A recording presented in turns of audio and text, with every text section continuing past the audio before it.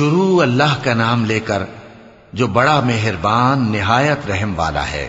بکھیرنے والی ہواؤں کی قسم جو اڑا کر بکھیر دیتی ہیں، پھر پانی کا بوجھ اٹھاتی ہیں، پھر آہستہ آہستہ چلتی ہیں، پھر اس چیز کو یعنی بارش کو تقسیم کرتی ہیں کہ جو وعدہ تم سے کیا جاتا ہے وہ یقیناً سچا ہے، اور انصاف کا دن ضرور واقع ہوگا۔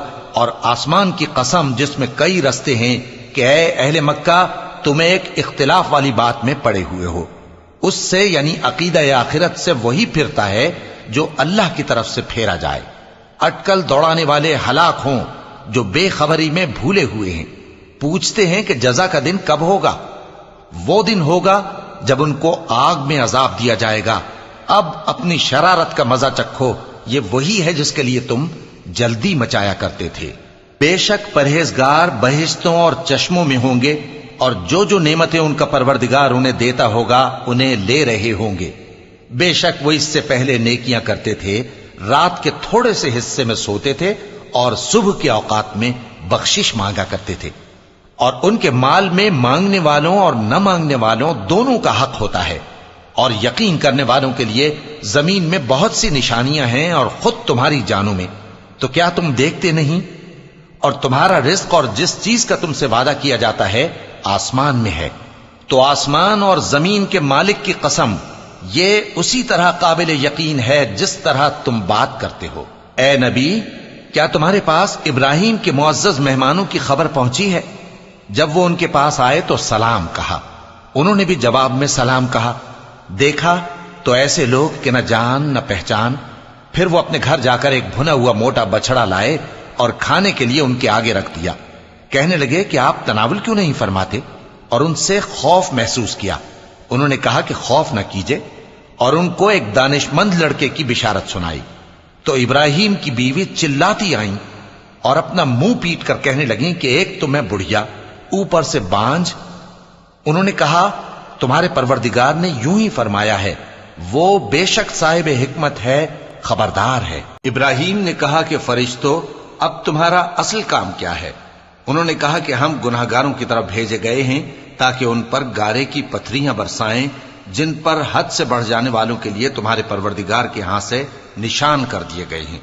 پس وہاں جتنے مومن تھے ان کو ہم نے نکال لیا، پھر اس بستی میں ہم نے ایک گھر کے سوا مسلمانوں کا کوئی گھر نہ پایا، اور جو لوگ عذاب علیم سے ڈرتے ہیں ان کے لیے ہم نے وہاں نشانی چھوڑ دی۔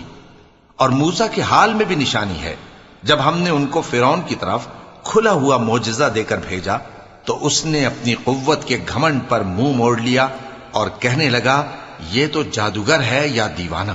تو ہم نے اس کو اور اس کے لشکروں کو پکڑ لیا اور ان کو سمندر میں پھینک دیا، اور وہ کام ہی قابل ملامت کرتا تھا۔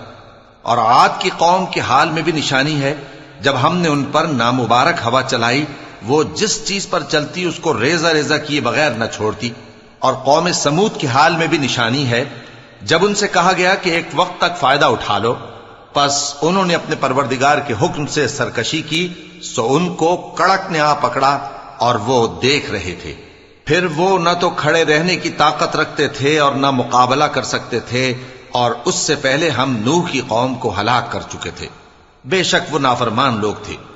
اور آسمان کو ہم ہی نے اپنی قدرت سے بنایا، اور ہم کو ہر طرح کی قدرت ہے، اور زمین کو ہم ہی نے بچھایا، تو دیکھو ہم کیا خوب بچھانے والے ہیں۔ اور ہر چیز کے ہم نے دو دو جوڑے بنائے تاکہ تم نصیحت حاصل کرو۔ تو تم لوگ اللہ کی طرف دوڑ چلو، میں اس کی طرف سے تم کو صاف صاف خبردار کرنے والا ہوں۔ اور اللہ کے ساتھ کسی اور کو معبود نہ بناؤ، میں اس کی طرف سے تم کو صاف صاف خبردار کرنے والا ہوں۔ اسی طرح ان سے پہلے لوگوں کے پاس بھی جو پیغمبر آتا تو وہ بھی اس کو جادوگر یا دیوانہ کہتے۔ کیا یہ لوگ ایک دوسرے کو اسی بات کی وصیت کر مرے ہیں؟ نہیں، بلکہ یہ شریر لوگ ہیں۔